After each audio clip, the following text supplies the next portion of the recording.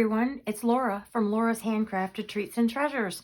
Welcome to or back to my channel. Alright, I have been playing the last couple of days. I wanted to get back into using book pages and just making stuff with my stuff. So I have quite a bit going on my desk, and I thought I would bring you along. So first of all, I have these little, I don't know, clear pockets that I make. Now I should mention that if I know who taught me how to do it, I will mention their name. If I just can't remember, I can't remember. Now, did they do the original? Were they the creator of it? I don't know. You'll have to go check out their channels. All I know is these are the people I learned it from. There are a few things that I have done on my own that I don't know if anybody else has done it, but an idea will pop into my head and then I just follow it. So that disclaimer, I get a lot of inspiration from my creators. So what this is this is cereal bag. And this idea came from Natasha, at Treasure Books.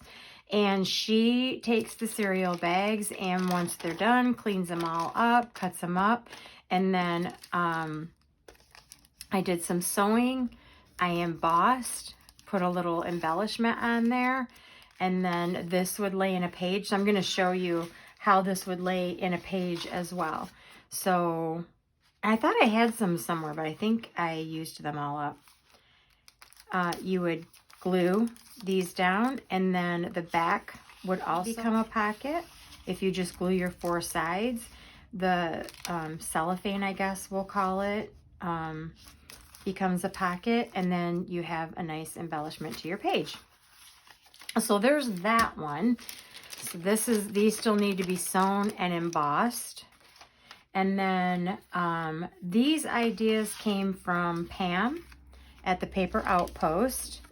Now she has a whole series of using up book pages, and this is who I got this idea from. So I have just made a few different types. Now these are all three separate, and they are just glued along the side together. So you can put them in your book like this. And then I did not glue the bottom pocket. So this will come all the way down, so you can put a longer pocket in there. Now, obviously, when this gets glued in, I'll glue the three sides, and then you'll have your top, your middle. Now, you can glue the back sides if you want. You can glue these pockets down so you have smaller, and maybe the middle one would be cute for tickets and stuff. So you definitely could do that. So there's that one, and I'm going to make a bunch of these as well. But I'm not going to glue them together. I'm just going to leave them separate so that if I just want them to stand alone, or if I want to put one pocket here, one pocket here, I can very well do that. But my goal is to make 10 of each style so that when I go to grab them, when I'm crafting or I want to fill this book, because that's what I'm going to be doing with these. I'm just going to be filling these books. They're just available and ready for me to go. And get back to a little bit more. I've done this before where I just want to get back to a little bit more of using, junk journal, right? Okay, so then there's this one. And again, this one is just a folded pocket. And you just fold it up. And I'm going to go through a couple of them and show you how I did them. Although you can go to Pam at the Paper Outpost and she'll show you. So I didn't even tack these down. I just glued the two pages together and then did some sewing around. Oh, better get back over here. Sorry. Did some sewing around. And then you have, of course, your pocket here. And then you have your long pocket for paper, or you can leave this side open and you can tuck something that way as well as paper there. You know, there's lots of different options. So there's that one. Now, when I do the triangle one, or did I mention this one yet? So maybe I didn't mention it. All right, so when I first started making these, I made them big. I was like, oh, you know, I don't want to lose the page. I want to have the whole page. But what happens is they're too big for my journal now, because then they'll impede the spine and they're a little bit too big. So I have made all of these a little bit shorter. And then I make them so this could either go on, this could go on this side of the page, and then I make them so that they go on the other side of the page. And then I'm going to go ahead and do some sewing. Now on the sewing, I won't use all the same color thread. I will do a couple of each in the different colors. Sometimes I like to do orange. I think this is a burgundy. I like to do brown. I want to do some blues. Because I'm starting to get into blues. It's not one of my favorite colors, but it is actually my favorite color. But when I do journals, I like more of the neutral colors. But I'm finding myself needing blue. So, all right. And so here's another one. And then this was just a die cut that I had. And I'm going to put something behind it and then decorate them. All right. Now another one that I'm working on. Now, so we all get these, right? We all get these envelopes. We get these big envelopes, and I have some of them ready to go. I want to get at least 10 of these done, and I'm trying to make it a rule that when I get these in the mail, I have to do them. I only get a couple a month, maybe 2 a month, but do them and get them done, and that just keeps stuffing them away, which I have a tendency to do. But these are fun because you have your pocket here. Well, come on. So you can put, you know, your longer items in there, but then if you can glue the top 3 sides down, and you can also have a pocket this way, or you can have the back side to stuff more paper in. But these are super easy and fun to do. So I have gotten a couple of them done, and I'm trying to keep them very neutral so that when I go to add a flower or embellishment or these little clusters, I can maybe gear that towards the color of the journal that I want to do. So I'm trying to keep them a little bit neutral, but I want to get 10 of those done. And last but not least, now I just started this one. This came, I don't know who this came from. I think everybody does it, so I'm not sure I can assign it to a creator. But this one is also one. I've been watching Pam's series. I've watched it before, but I'll go back every now and then because I'm like, oh, I wanted to start doing some pockets, and I have forgotten what I've done. In the past, I never kept a prototype or one that was like, oh yeah, I remember, I'm going to do that. But now I'm going to start keeping one out so that I always have a remembrance of what I can do. But I thought this was ingenious. So basically what she called it was like the cake. I don't know, the cake stack, I guess is what she called it. But each paper, as you can see, when you open this up, you have a journaling, and then you open that up and you have journaling, and then you open that up and you have journaling. So you can either glue the whole thing down from the back, or again, you can save just underneath here for little tags or tuck spots if you want to. But yet these would still open up, and they have journal. I just thought this was ingenious, and they're thin, and I love them, so I can't wait to make more of those. So that's what I'm going to be working on. I'm going to do 10 of these. So let's do a couple of these. They are so easy. And of course, if you're a journal maker and if you've used book pages at all, you know that you have a ton of these laying around. So basically for this one, I folded, or was it this way? It's just a matter of the way you fold it. So basically I just folded it, and then this would lay this way. So if that one is going that way, and you want one to go the other way, then you just fold it in the opposite direction. And we're going to trim this. So, so what I did, let's see, did I do that right? Yeah, so that one would lay that way, and that one would lay that way. And then I just took my handy dandy little trimmer here. I just got this. I've always wanted one, and I happened to be at Michael's. I was at Michael's, and I saw it, and I was like, oh man, it was $24.99. And I thought, oh, you know, should I spend it? And, you know, I've always wanted one because I have a big guillotine, but, you know, you have to constantly get up and go get the guillotine and put it on the desk. And so I was like, looked on my phone to see if there was any coupons, because, you know, got to use them coupons. And sure enough, they had a 50% off, and it worked on this. And I was like, yes! So now I can have this little guillotine. And I'm telling you what, I thought once I got it home, I had buyer's remorse. I'm like, oh man, should I have done that? You know, did I just waste my money? No. I have turned around without having to get up to grab this little thing so many times that definitely was a good investment. So yeah, not too guilty for it now, because I am using it. Okay, so I would get a bunch of them done, trim them all at the same time. And then the only other thing I did was I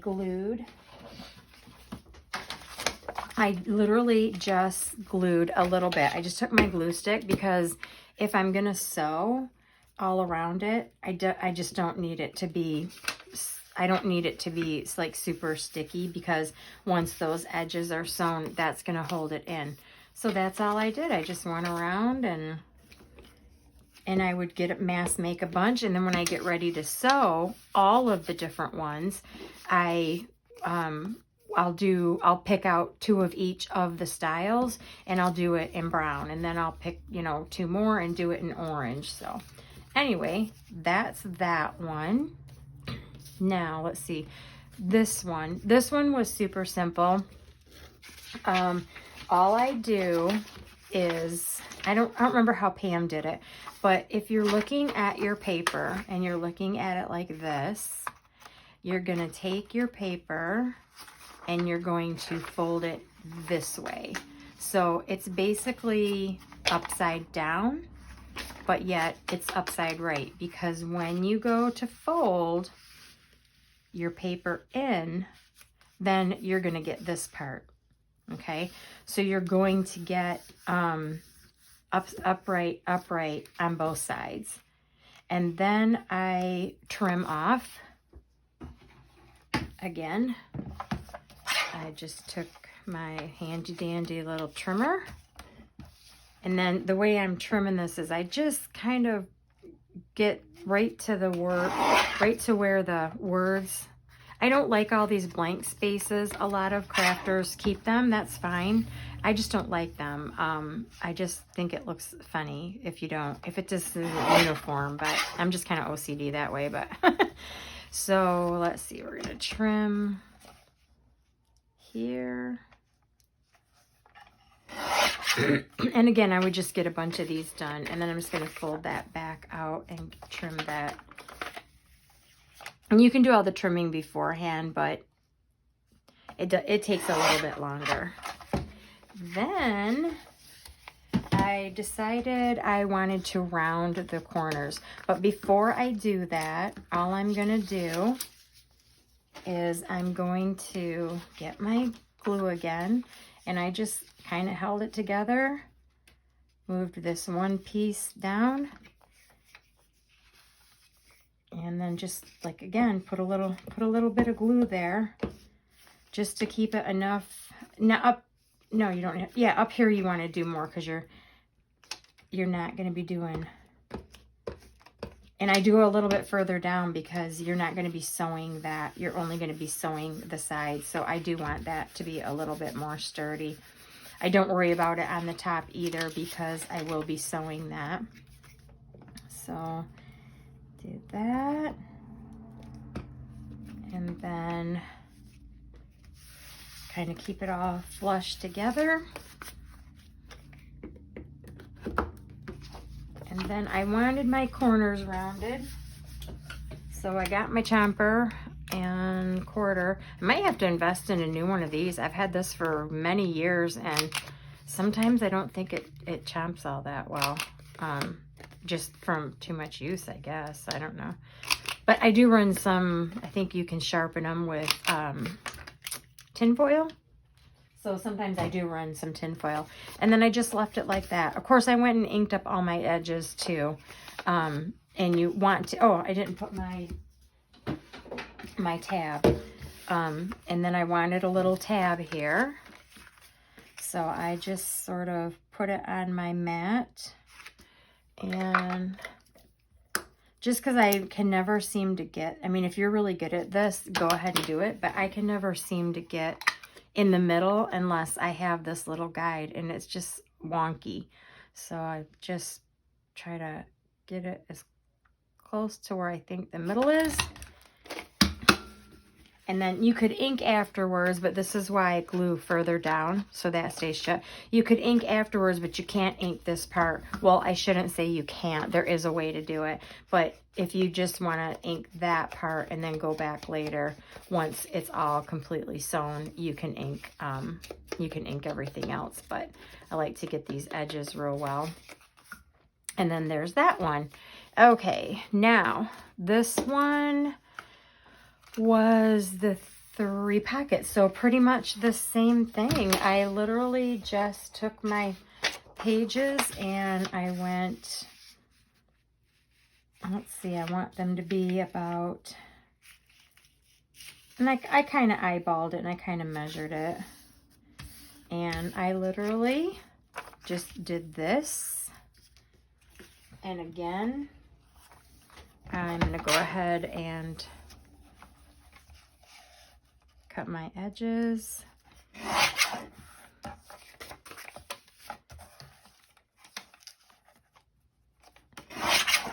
And then I just measured it 2 inches. So I just went through and made several of those. And you can keep these and put them together too with the next one that you cut off to make your pocket. I just liked the sturdiness of this, so because this is where I'm going to put that punch. So again, I just glued, and then I glued across the middle here because that's where I'm going to be putting that punch for, you know, like it's like a finger punch when you put tags and stuff in there. And then I made several of them. And then if I needed, once I stacked them and if I needed to trim them, I could. But again, you always have to ink your middle. So I'm going to go ahead and put another little mark here. And